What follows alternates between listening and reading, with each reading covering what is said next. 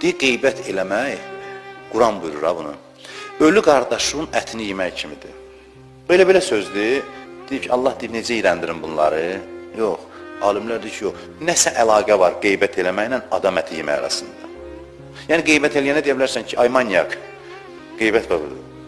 Məsələn, ya deyəsən, adam yiyən, qeybətdə adam yiyənlik xüsusiyyəti var.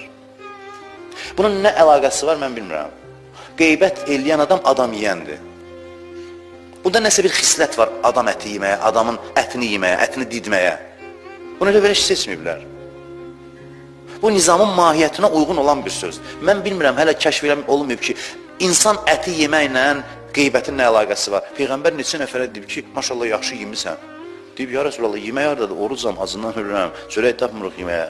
Deyib, yox, yemirsən, əməlli başlı yemirsən. Görürsəndir də yemirsən. Onlar da şək gelirlər yavaş-yavaş Peyğəmbərin Peyğəmbərliyinə ki, buna bax, biz heç nə yeməmişik, deyir, yemirsən. Deyir, hətta dodaqların ətrafından hiss olunur yemirsən. Deyir, axı, heç nə yeməmişəm. Deyir, bəs sən filan yerdə Salmanın qeybətini elədin.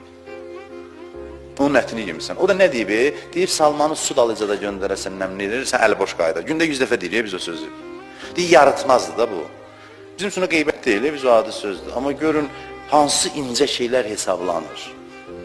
Hansı incə məqamlar hesablanır deyəndə təsir göstərir insanın ruhuna.